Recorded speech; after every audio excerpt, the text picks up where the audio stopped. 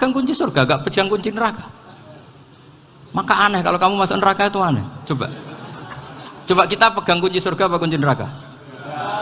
Tapi kadang teman saya suka neraka ora ono kunci ini. Karena tidak ada pintunya. Terus saya bilang, kamu kok tahu? Memangnya mau ke sana kata saya. Saya tidak punya rencana tahu neraka. Karena nanti di antara syafaatnya Quran itu orang kalau mau masuk neraka tidak jadi. Ya nggak apa-apa ya, diatur sendiri.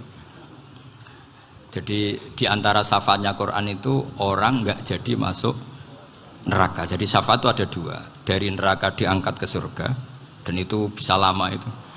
Tapi kalau syafaatnya Quran itu yang belum masuk neraka supaya nggak jadi masuk neraka. Karena neraka juga punya aturan, dia juga kena aturan fikih. Jadi, loh betul ini, saya ada guyon. Jadi kena konstitusi apa? Fikih. Sama tak ceritani syafaatnya Quran itu ada orang itu beling itu fasik. Itu dihafal surat Tabarok. Hafal betul.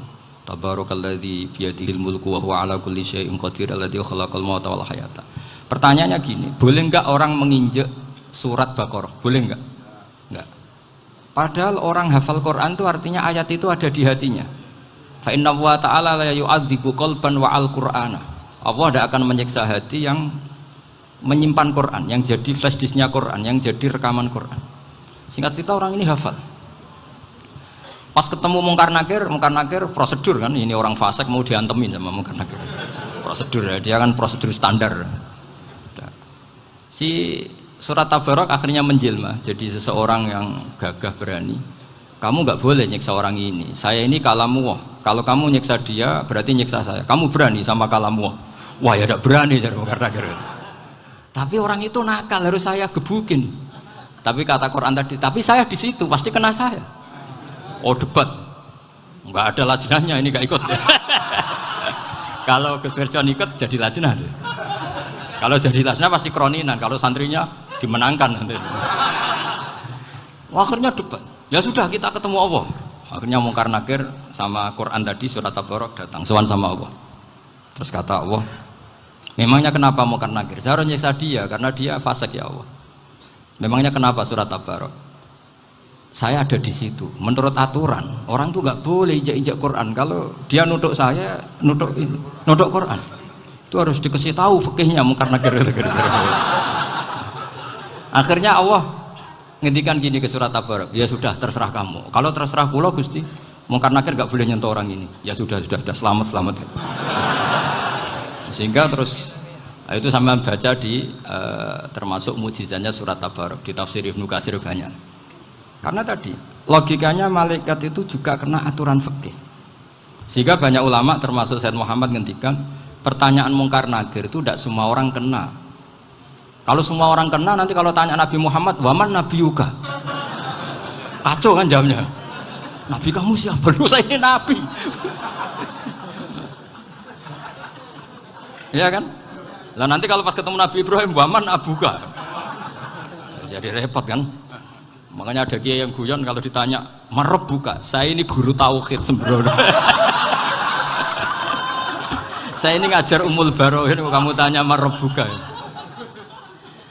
Masyhur itu keramatnya Imam Malik itu. Ada Ashabu Malik, rajulun min ashabi Malik, beliau ditanya Mungkar Nakir marab buka manabi buka. Imam Malik datang, ini seumur-umurnya itu ngajar tauhid. Kok kamu bedai enggak sopan kamu. Dan kita berharap barokah sampean ngaji nanti itu. Yes. Malaikat itu anak sungkane gitu. Jadi itu ada. Dan saya meskipun guyon itu serius. Bedanya orang alim sama ndak itu di situ. Kalau orang alim itu guyon itu masih bener, masih serius.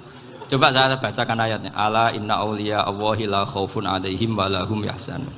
Terus lahumul busyra fil hayatid dunya fil akhirah. Artinya kalau Mungkar Nakir dengan penampilan garang gitu, berarti ada ketakutan apa enggak? Ada, padahal ciri utama walinya Allah tidak ada ketakutan. Makanya itu termasuk dalilnya Sayyid Muhammad, tidak semua orang alami seperti itu karena wali-wali itu la khaufun alaihim wa lahum yahzanun. Wah anak kiai ketemu karena kerja buat tidur wedek. Iku dredege ora kok pertanyaan tok nek konan santri piye. Lho isen wis kiai dihanjuti Mungkar Nakir. Malu gak kira-kira? Mesti pelengani konan santri piye. Nak jawabannya gampang karena pernah ngajar tauhid. Makanya Sayyidina Ali ini cerita ini ada di kitab Nurul Dholam. Sama lihat di kitab Nurul Dholam karangannya Syekh Nawawi Banten. Itu Sayyidina Ali itu ya, andekan orang biasa mungkin ya agak-agak hasut, tapi ini wali gak boleh kamu katakan hasut. Dia itu mangkal sama Umar. Orang kok setiap orang pernah dibentak. Apa dia berani bentak Munkar Nakir? Penasaran dia. Bagaimana kerengnya Umar itu berlanjut enggak gitu kira-kira. Akhirnya minta, ya Allah saya minta kasyaf. Ya karena yang minta Sayyidina Ali karena mau wajah dituruti sama kasyaf. Dilihat Sayyidina Umar pas meninggal itu. Jadi hasud itu ya kadang penting asal baik. Loh betul bahasa Kanjeng Nabi kadang la hasada illa fisnaten. Itu Nabi bahasakan ya hasad. Gus Firson saja yang nafsirkan ghobtoh itu kan gaya-gayanan sebagai ulama. Aslinya Nabi ngendikannya itu la hasada illa fisnaten. Ulama yang ganti itu namanya ghobtoh. Wong Nabi sendiri nyebut hasad kok kamu tafsiri ghobtoh. Ya hasad ya hasad. Udah nggak usah ditawil-tawil pokoknya gitu. Kalau sama nggak percaya nggak apa-apa. Kok gitu aja kok repot. Karena sama nggak percaya kemungkinannya dua. Satu nggak ngerti. Dua sama-sama alim kan dari awal kalau sama-sama alim kan laisa li alimin ayuqallida aliman akhor. Kita nggak perlu saling mengikuti. Ngapain hasud? Biasa aja. Akhirnya Sayyidina Ali kasih. Pas Umar bangun, setelah mati kan bangun, setelah meninggal bangun. Munkar Nakir datang dengan perang yang sangat garang. Itu digambarkan Sayyidina Ali matanya itu kal kidril ghali. Kayak apa? Kendil yang apa? Menganga. Wah, seru. Sayyidina Ali senang, paling takut ini Umar. Senangnya bukan main. Wah, ini mesti takut Umar. Biasa. Ternyata enggak, Umar malah bangkit. Woi, Munkar Nakir. Kamu tahu menghadapi siapa? Itu betul. Kamu itu menghadapi temannya ahabbal khalqi ilallah. Yang diandalkan temannya bukan dia. Kamu tahu yang kamu hadapi, saya ini teman kekasihnya Allah. Jadi boleh kamu mengandalkan Mbak Virjon. Tapi nanti resikonya Munkar Nakir tanya, itu Virjon siapa? Wah itu masalah kan. Makanya syaratnya wali itu harus ma'rufun fis sama. Di langit sudah populer. Makanya dulu ada orang yang saking seninya Abdul Qadir ditanya apa saja jamnya Abdul Qadir Al-Jilani itu aman karena beliau populer. Makanya program kita harus populer dulu di langit. Oh, itu nanti kalau dicatut oleh santri-santri nggak apa-apa. Kalau nggak populer nanti dicatat, itu siapa? Masalah ini. Umar itu yang dibanggakan itu, kamu tahu saya siapa? Ya enggak tahu. Saya ini temannya kekasihnya Allah. Temannya Muhammad. Iya Muhammad Rasul. Wah mikir, waduh, repot. Loh di dunia aja gitu kan temannya presiden, temannya panglima, apalagi ini temannya Sayyidul Awalin wal Akhirin. Di dunia aja bilang temannya presiden, menteri orang sudah takut, apalagi ini temannya Sayyidul Awalin. Hanya Munkar Nakir terus konfirmasi sama Allah, gimana ya Allah ini ngadepi. Sebetulnya yang diandalkan itu temannya, bukan dia. Wah, akhirnya sama Allah dibilang, ya bu, ya sama seorang seperti itu bu yang sopan. Terus semenjak itu Munkar Nakir itu nggak selalu berpenampilan seperti itu sangat. Jadi semoga itu konsisten sampai nanti. Jadi kamu kalau ingin nggak takut Munkar Nakir jadi wali dulu. Karena syaratnya tadi hanya wali sing la khaufun alaihim walahum yahzanun lahumul busyra fil hayatid dunya fil akhirah. Jadi orang itu kalau ngaji itu harus khatam. Jangan semuanya kena pertanyaan. Dan kalau semuanya kena pertanyaan nanti repot. Kalau Nabi Muhammad ditanya waman Nabi juga. Nabimu siapa? Lu kan terus jadi aneh. Jadi makanya ngendikane Sayyid Muhammad semua ulama lah. Enggak ada am kecuali ditaksis. Kecuali sifatnya Allah. Misalnya bikulli syai'in alim ya benar-benar bikulli syai'in. Tapi kalau am semuanya pasti ada taksis. Meskipun dalam muhawarah muhadasah biasa. Misalnya contoh gampang istri kamu baru seneng kamu, Mas nak pengen popo itu lapor aku gak popo Mas, mesti aku seneng sama lapor. Iku dia aku pengen wayo. Wah langsung jadi apa wae. Mesti apa wae maksudnya kecuali itu. Gitu. Padahal kalau ngomong Mas sampean ingin apa saja tak dukung. Sampean bilang pengen iku wayo. Kira-kira disetujui apa enggak? Sama seperti kita kalau punya teman akrab, wes nang omahku gak apa-apa, anggap aja omahmu dhewe. Terus mlebu-mlebu kamar. Jadi tidak ada am kecuali di taksis. Artinya kalau ada cerita bahwa orang mati pasti ngalami ditanya mungkar nangkir, itu pasti ada am yang di taksis. Itu pasti tidak dialami para anbiya, para auliya. Karena ciri utama wali itu la khaufun alaihim walahum yahzanun. Kemudian saya yang mau cerita ya, supaya sampean bisa menghadapi dunia global ini, tak bawa tafsir Munir termasuk tadi. Kenapa orang Islam, Rasulullah SAW itu lebih senang kalau yang menang itu orang Nasrani Romawi, ketimbang yang menang itu orang Faris, dalam hal ini ateis. Karena orang ateis itu lebih ngeri. Sebetulnya beberapa penemuan sains, terutama di ilmu medis, itu orang Amerika, kayak cloning. Tapi orang Amerika itu masih dilarang oleh gereja untuk mengaplikasi. Karena nanti bayi cloning itu dipakai suku cadang. Di Amerika masih ditentang oleh fatwa-fatwa agama, baik Islam maupun Kristen. Tapi di Cina itu dipraktekkan, karena nggak ada halangan agama. Di Cina itu biasa ada kondom diolah lagi jadi alat-alat aksesoris. Di Amerika tidak ada karena masih ada agama, masih ada larangan. Sehingga orang Islam itu lebih takut kalau yang menang itu Persia, karena terus cara berpikir ternyata Tuhan itu tidak ada, langit nggak ada perannya. Jadi ketika yang menang Nasrani masih berpikir itu pertolongan Tuhan, meskipun mungkin cara mengatakan Tuhan beda dengan kita. Tapi ada satu kesamaan bahwa kekuatan samawi itu ada. Jadi disebut hulibatir rum fi adnal ardi wa hum min ba'di ghalabihim sahlibun. Di sini diterangkan oleh Syekh Nawawi supaya kamu tidak salah paham. Sebetulnya kamu katakan misalnya wah itu paham liberal, sebenarnya saya tidak tersiksa. Cuma takut yang mengatakan seperti itu cek goblokir atau ngaji gitu. Itu aja masalah saya. Ini saya baca ini karangannya Syekh Nawawi, karena tadi kata Mbak Firjon ngaji itu harus sama orang yang bersanad. Saya ini kalah sama beliau itu berkali-kali. Secara nasab saya harus manggil Mbah. Secara silsilah ilmu saya juga kalah lagi. Saya sering disewani sama cucu-cucu Syekhona Khalil. Kiai Siddiq itu termasuk murid dekat beliau, Syekhona Khalil. Kalau itu berarti kan Gus Firjon, Ahmad, terus Mbah Siddiq. Mbah Siddiq ngaji Syekhona Khalil. Syekhona Khalil itu pernah ngaji langsung sama Sayyid Zaini Tahlan. Berarti beliau dari Sayyid Zaini Tahlan itu baru generasi kelima.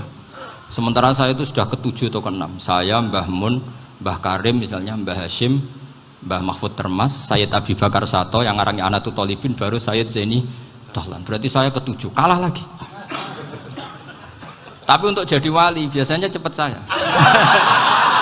Karena syaratnya jadi mbah itu ngalah demi putu. Jadi kalau beliau ngotot, saya dulu Gusti, saya mbahnya. Wah itu mbah yang nggak baik. Pasti jatahnya dikasihkan apa? Cucunya dulu. Makanya Abdul Muthalib itu orang yang dapat wangsit, tapi yang jadi nabi itu cucunya. Jadi dalil saya banyak. Sebenarnya Abdul Muthalib itu sudah sering dapat wangsit. Karena saya bahasakan wahyu, Nabi yang protes, enggak nabi kok dapat wahyu. Tapi sebetulnya Abdul Muthalib itu masyhur. Kalimat-kalimatnya menunjukkan bahwa beliau itu sudah dapat wahyu kalau nanti cucunya itu jadi apa? Nabi. Makanya senangnya bukan main Abdul Muthalib sama Rasulullah. Putu seneng, mbah seneng putu. Jadi mungkin, jadi sampean enggak usah protes loh. Yang jadi wali kok cucunya. Dulu betul. Dulu Mbah Hamid Pasuruan itu kalau Mbah Ahmad Siddiq ke sana, Mbah Hamid Pasuruan kalau manggil Mbah Ahmad Siddiq itu paman. Tapi pamannya minta ijazah ke ponaan. Apa ya gara-gara itu memang. Kalau itu masih berlaku apa?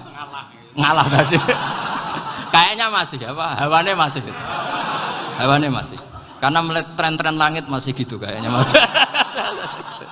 Masih itu. Ya, tapi mbahnya tetap dapat jatah, tenang saja nanti. Tapi memang sebaiknya mbah itu legowo. Rasulullah Muhammad SAW itu terkenal min dzurriyyati Ibrahim.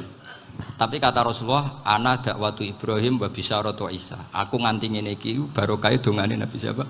Ibrahim. Jadi dongane Nabi Ibrahim ya tiba teng putu. Jadi banyak bukti bahwa jatuhnya aku putu gitu. Tadi saya di kamar sama beliau berduaan. Nih Mbah sing dadi wali di sini, aku webah.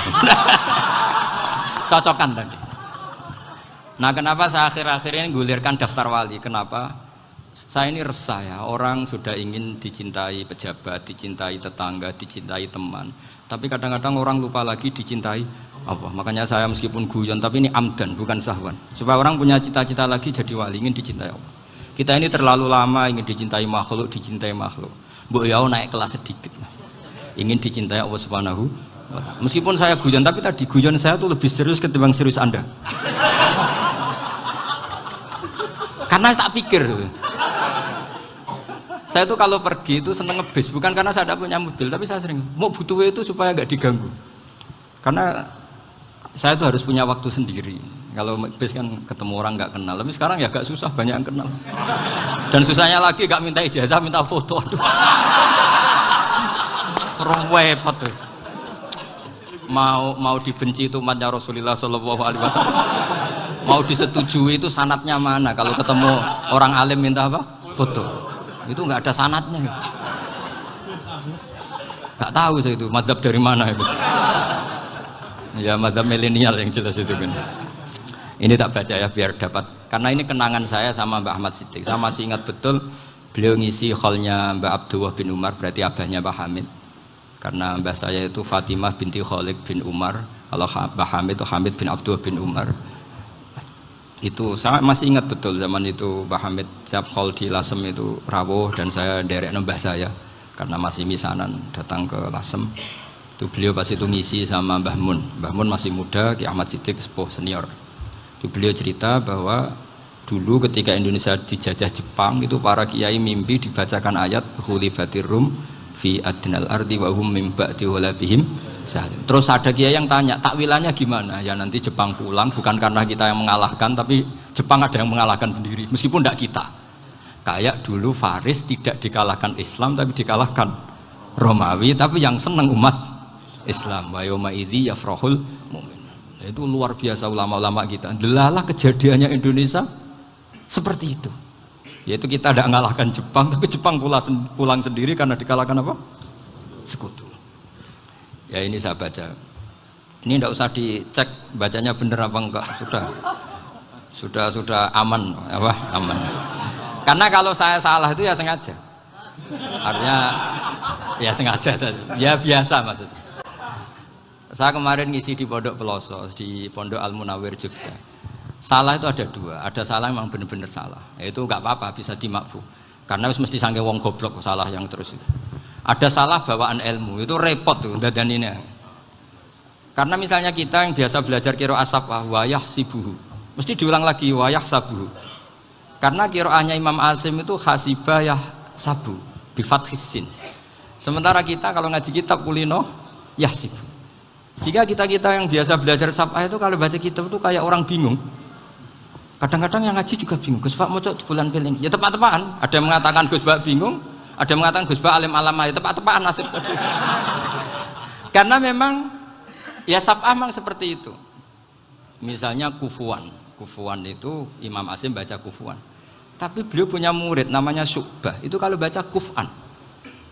Makanya kita itu, ini kan khataman Quran ya. Jadi saya menyinggung sedikit tentang qiraah saf'ah. Tadi beliau juga sudah tak kasih kitab saya Hifdzuna Liyadal Mushaf. Sama tak ajari latihan saf'ah. Memang angel ya. Makanya yang nggak bisa itu wong pinter. Sudah tahu angel ya nggak usah diteruskan kan. Orang menghindari barang angel itu pinter apa goblok? Pinter. Berarti wong goblok pinter. Saya tuh makanya sama orang goblok tuh respect. Jadi orang alim tuh angel apa gampang? Angel. Menghindari barang angel pinter apa goblok? Loh, orang menghindari barang angel pinter apa goblok? Pinter. Berarti wong goblok pinter. Jadi saya sama orang-orang goblok itu respect. Sudah tahu jadi orang alim angel ya barang angel ya harus dihindari. Makanya saya ini insya Allah umatnya Nabi yang termasuk yang terbaik. Amin. Karena mencintai umatnya Nabi termasuk yang goblok. Waduh. Itu tidak gampang itu.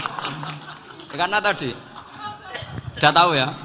Seperti itu loh orang naik panjat pinang. Itu yang naik karena ingin hadiah. Yang nonton sudah tahu wah licin kok dinaikin mau keplok ya. Tapi orang sepakat, yang nonton juga pinter karena sudah tahu ribet kok. Tuku yang pasar gak kena lah apa mana. Sama juga gitu. Ngalim tafsir angel, ngalim fikih angel. Tapi karek ngaji ngerekam kan gampang. Itu pinter apa goblok? Pinter. Iya. Makanya kula niku mbok burohno ngono tok. Saya tadi dinasihati Mbak Firjon, muga-muga hati saya selamat.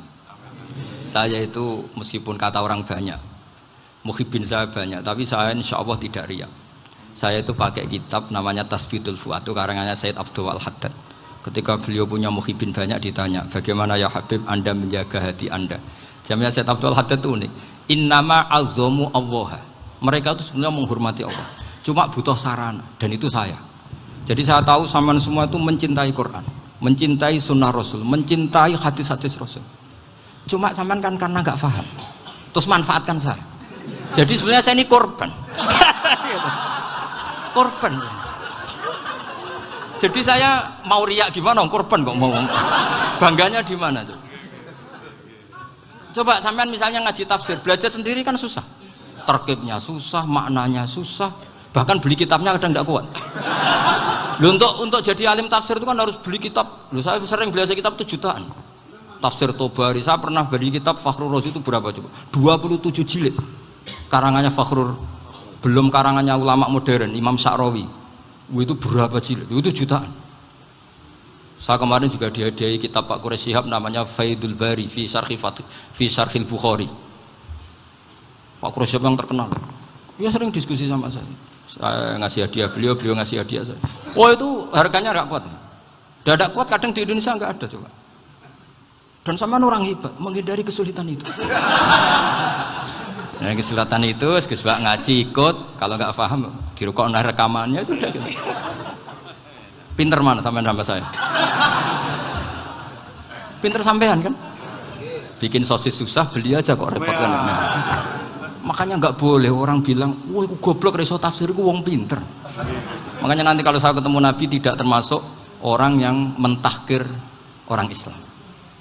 Kafabil mari isman ayah kira akhahul muslim. Jadi cukup orang itu dosa kalau menyepelekan orang Islam, termasuk darani sampean goblok itu dosa.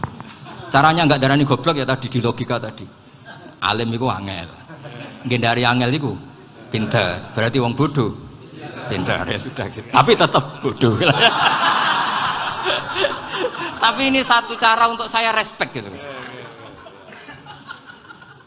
Coba orang yang ngaji tafsir saya banyak, mungkin ribuan. Itu sebetulnya mencintai Quran. Karena Quran adalah kitab suci yang panduannya umat Islam. Sangat mencintai Quran. Terus kemudian mereka nggak paham. Terus mencari orang yang memahamkan. Burohno lah cara jawabannya. Terus keren saya itu di mana coba? Lah terus mereka kurang ajarnya gini, kalau paham itu ya alhamdulillah paham. Kowe nak ngaji Gus Bae ngono tok. Tapi nek ora paham, ora nyalano akale. Mari Gus Bae nerangno cepet mulane gak paham. Ora kok nyalano teke sing lelet. Maksud kan masyaallah naudzubillah tenan. Sebetulnya tingkat kurang ajarnya tinggi Gus sebenarnya. Jadi kalau nggak paham itu kadang nggak nyalahno uteke. Kayak mau misalnya, mau mari mikir aja jelas. Padahal misalnya jelas orang mesti paham bodoh. Paham? Jadi kata Sayyid Abdul Haddad, innama azzamu Allah. Sebenarnya mereka itu sangat menghormati Allah. Makanya kita nggak perlu mengatakan wasilah itu kafir, nggak akan. Karena orang tawasul sama Rasulullah itu ingin dapat ridhonya Allah lewat orang yang dicintai Allah. Kita mencintai wali sebenarnya, wah itu kekasih Allah. Kita mencintai itu karena mencintai Allah. Sama seperti gini, kamu mencintai kangkung apa enggak? Sebenarnya sama sekali enggak. Tapi kamu ingin sehat, ada asupan gizi. Kamu ingin tubuh kamu sehat, butuh asupan gizi. Kemudian kamu makan kangkung. Apa terus kamu cinta kangkung? Kan enggak. Cinta kesehatan kamu sama. Orang yang mencintai saya sebenarnya ingin kepuasan rohani. Saya kan termasuk kiai yang torekonya gampang. Ini swarga, kan akhirnya penggemarnya banyak. Coba kalau kamu ini neraka. Wah, jadi sebetulnya Anda mencintai kepuasan Anda sendiri. Nah, saya ini korban. Makanya untuk masuk surga cepat saya, korban itu cepat.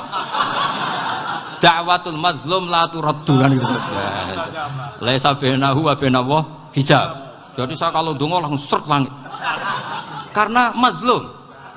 Saya sinau tafsir itu, Pak, sampean bayangkan ada tafsir itu sudah 27 jilid. Sing ngarang Fakhrul Razi itu bulatnya bukan main. Karena dia ahli filsafat. Bulatnya Masya Allah.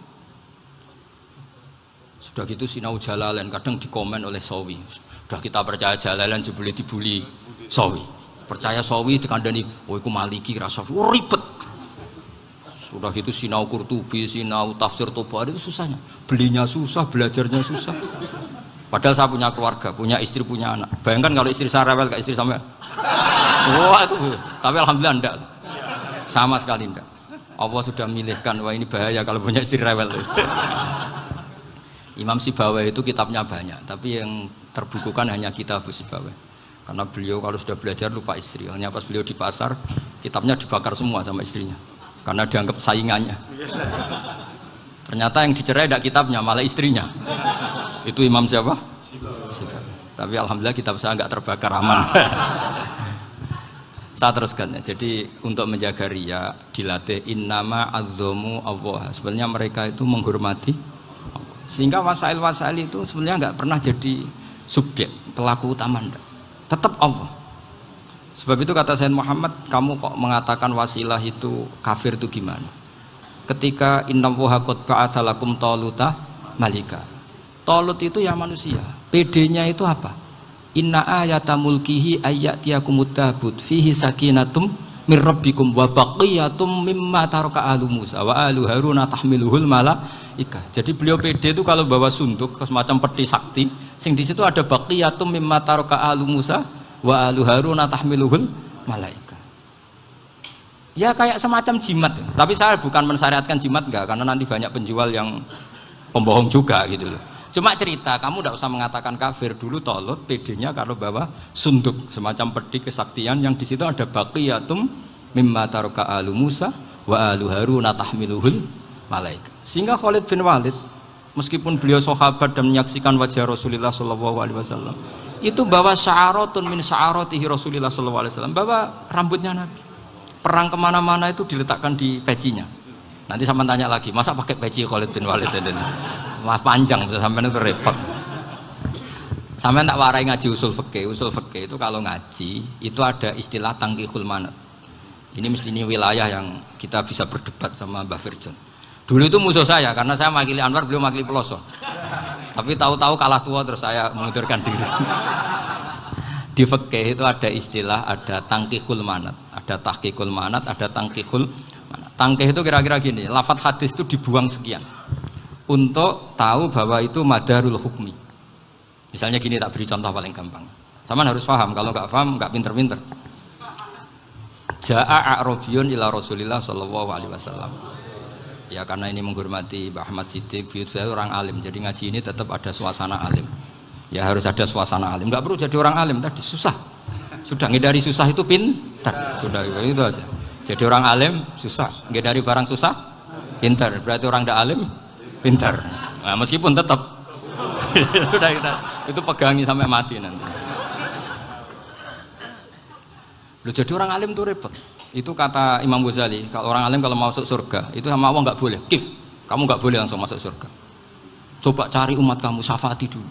Nah, saya takut nyari sampean tidak bisa kembali. Saya tidak punya rencana itu. Pokoknya mau masuk.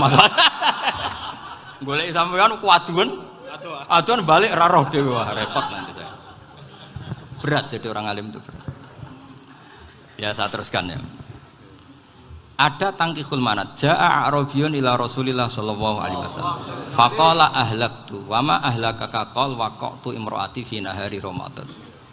Ya sidang kita, saya ini rusak ya Rasulullah. Kenapa? Karena saya menjima istri saya fi nahari Ramadan. Terus kata Nabi, kamu harus bayar kafarah. Napa Nabi kafarah? Puasa 2 bulan. Wong baru 1 hari aja terjadi gitu kok disuruh puasa 2 bulan. Ya tidak kuat ya Rasulullah. Baru berapa hari saya puasa aja kecelakaan seperti itu. Apalagi kalau sampai 2 bulan. Tidak ya Rasulullah. Ya sudah kalau gitu kamu apa? Pertama ngasih makan apa? Itku rokobah kan, pertama merdekakan budak. Tapi kan sekarang nggak ada budak makanya. Terus sekarang langsung puasa. Wah ini nggak bisa semua. Ya sudah ngasih makan orang 60. Kasihkan siapa ya Rasul? Ya orang fakir. Saya ini paling fakir. Di kampung saya ini orang paling fakir. Jadi mulai dulu orang fakir itu hubungan suami istri itu paling lancar. Mulai dulu. Makanya orang fakir itu anaknya banyak. Karena hiburannya hanya itu. Wong Ramadan aja. Coba mau ke ATM nggak punya uang, mau antri di bank nggak punya, mau apa coba? Itu mulai dulu. Ini sanatnya mutasil. Wah, akhirnya sudah sanksinya kan tadi ya idku rokobah atau puasa 2 bulan berturut-turut atau ngasih makan 60 orang miskin. Lalu kata ahli usul fikih, kata Arabi dibuang, nggak menjadi catatan hukum. Orang kota pun kalau melakukan itu juga kena sanksi yang sama. Imro'atau juga dibuang. Andai kan itu dilakukan untuk amatnya juga ketentuannya sama. Nah sekarang perdebatan antara Imam Syafi'i dan Imam Malik begini. Sekarang pertanyaan gini, jima istri itu hukumnya boleh apa haram? Boleh kan? Lalu kalau ada orang tanpa udzur kemudian makan siang-siang, cara Imam Malik hukumnya sama, harus kena sanksi yang sama. Karena sama-sama hadku hurmati Ramadan bighairi udzrin syar'iyyin. Sama-sama merusak hukum Ramadan tanpa udzur syar'i. Lo jima itu tidak zina. Kan hukumnya jaiz. Nah, sekarang makan hukumnya jaiz, harusnya juga kena ketentuan yang sama. Cara pikirannya Imam Malik. Nah, alhamdulillah Imam Syafi'i gak setuju. Wah, cara setuju repot. Bahkan orang-orang Syafi'i sudah punya khilaf, kalau gitu minum dulu. Iya, biar gak kena. Iya, biar iftarnya pakai minum. Setelah minum baru jima kan. Ini sudah menyiapkan khilafnya. Ini khas Syafi'i ini, bongsong rekayasa hukum. Nanti bisa belajar jauh cara ngakali hukum. Makanya guyonan yang masyhur Gus Dur itu gitu. Ada seorang kiai atau Gus lah, ya punya salah, namanya manusia kan punya salah, entah cangkruk entah apa, pokoknya punya salah. Ada wartawan yang ngiranya semua kiai itu orang suci, sehingga tanya sama Gus Dur, Gus itu ada kiai kok ya pokoknya salah lah, tapi jangan bayangkan dosa besar, enggak, kecil-kecil aja. Itu gimana itu, padahal kiai kan orang suci. Jawabnya Gus Dur lucu, ya justru yang boleh salah itu para kiai, kalau kamu nggak boleh. Loh, kok bisa Gus? Karena mereka tahu caranya tobat. Repot. Kalau kamu nggak tahu caranya, sama pelanggaran hukum itu ya harus pakar-pakar hukum. Itu yang tahu caranya yang rekayasa. Kalau kamu ya kena pasal kan ya. Jadi kamu jangan niru saya ini punya sekian cara untuk nah, itu namanya khilaf. Makanya kata Sayyid Muhammad, kamu tidak usah anti khilaf, karena Abu Hanifah itu membolehkan khilaf, kitabul khiyal. Yang penting kamu soleh dulu, setelah soleh nanti Allah maklumi. Soleh dulu, syaratnya soleh dulu. Kalau tidak soleh jangan. Contohnya gini, ada orang mau puasa lemes sekali, mau makan, gampang. Kalau langsung makan kan kayak hadku hormati Ramadan biwiri udrin syar'iyyin. Aku langsung mau jembera sowan Mbah Firjon. Sudah status saya apa? Musafir. Sudah berangkat aja sampai Tuban makan, nanti kalau nggak jadi ya nggak apa-apa, sudah kan mulai pergi sudah musafir. Saya tidak tahu nanti malaikat tertarik gebuki nggak tahu, tapi itu ada khilafnya, asal soleh. Karena kata Sayyid Muhammad dan semua kitab mengatakan itu, kalau sama nggak tahu ya kebablasan. Nabi Ayub, nabi yang terkenal Gudiken itu siapa? Ayub ya? Itu yang Israiliyatnya kan seru lah. Gudiken dikukur bek kreweng itu terlalu lah kalau itu. Untuk kreweng konti ning Arab ora ono kreweng itu sudah masalah itu. Singkat cerita, Nabi Ayub ketika diasingkan kaumnya itu kan nggak punya sumber makanan. Lah orang lelaki itu mulai dulu egois. Istrinya Nabi Ayub itu cantik sekali. Udah cantik, rambutnya bagus. Makanya kamu nggak usah tanya kenapa istrinya kayak banyak yang cantik. Ya, warasatul anbiya, nggak boleh gitu. Kalau nggak cantik ya warasatul anbiya dari segi balak. Istrinya Nabi itu semuanya cantik. Nggak usah tanya sebabnya apa, pokoknya gitu, semuanya cantik. Singkat cerita, beberapa kali istrinya Nabi Ayub itu kerja demi bisa nafkahi Nabi siapa. Suatu saat itu tidak ada pekerjaan yang cukup untuk beli roti. Satu-satunya peluang dapat rezeki itu putrinya raja itu rambutnya berondoli. Terus ada sayembara siapa yang rambutnya bagus mau dibeli. Sampai rambutnya istrinya Nabi Ayub itu dijual. Nabi Ayub tersinggung karena itu mengurangi kecantikan. Jadi lelaki mulai dulu gitu. Udah nggak urun kalau istrinya nggak cantik itu komplain. Itu khasnya lelaki. Jadi kalau kamu gitu ada sanatnya juga, tenang saja ya. Komplain ya pegawaian itu. Saking mangkelnya Nabi Ayub terus ngendikan la adriban naki mi'ata sautin. Kamu akan saya pukuli dengan mi'ata sautin atau dengan 100 cambukan. Atau mi'ata dikhtin atau mi'ata apalah sesuai konteks zaman itu. Engko namuni pecut tuku kondi kok ribet lagi. Singkat cerita akhirnya ketahuan bahwa istrinya menjual itu demi Nabi Ayub.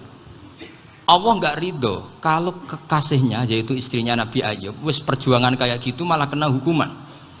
Tapi Allah juga nggak ingin kekasihnya yang bernama Ayub melanggar sumpah. Padahal beliau sudah sumpah, wallahi demi Allah nanti tak pukul dengan 100 kali. 100 kali dengan lidi lah misalnya, contoh yang gampang tuh lidi. Akhirnya sama Allah dikasih satu solusi. Wa khud biyadika dikhtan fadrib bihi wala tahnas.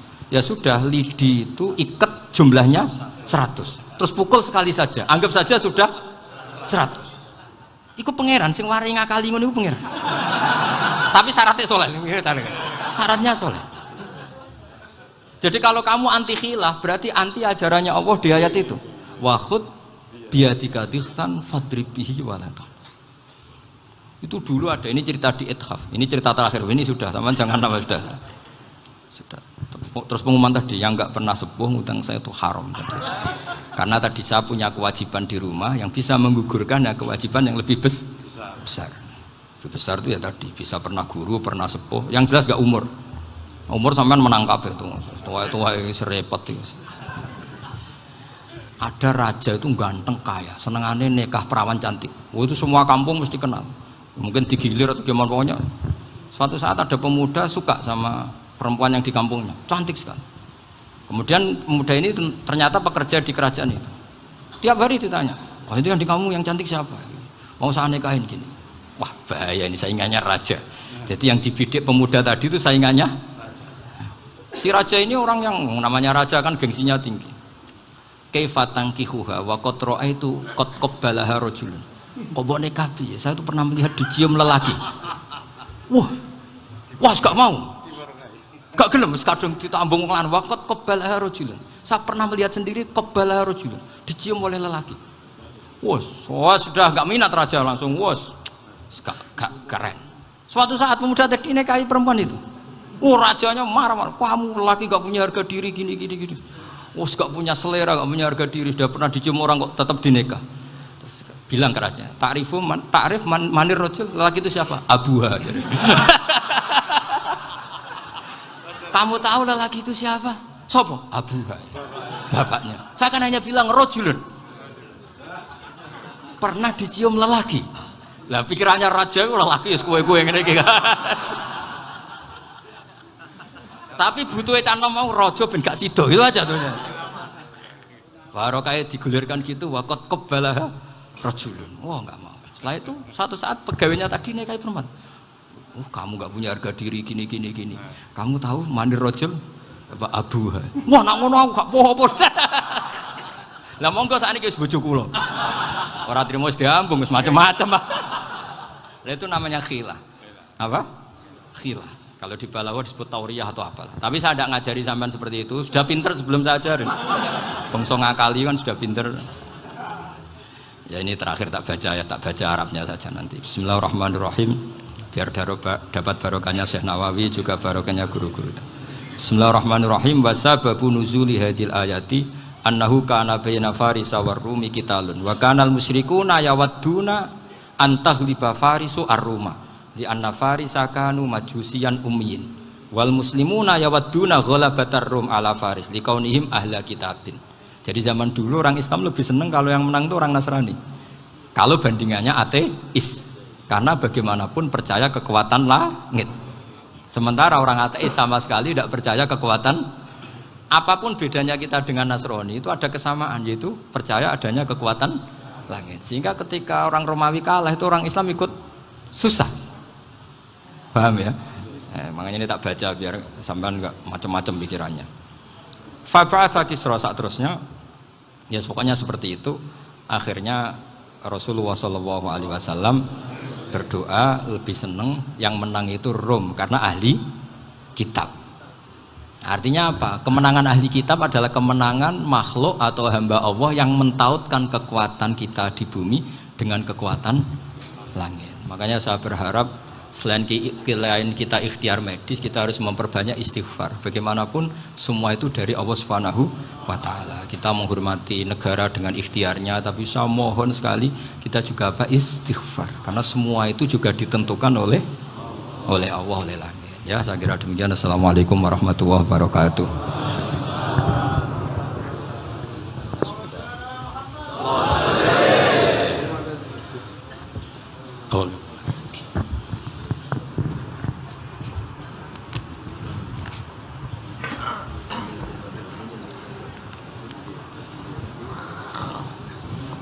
Assalamualaikum warahmatullahi wabarakatuh.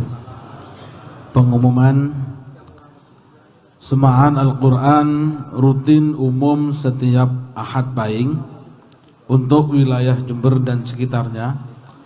Ahad Pahing ingkang badhe ngeleresi tanggal 26 April 2020, insyaallah bertepatan dengan 3 Ramadan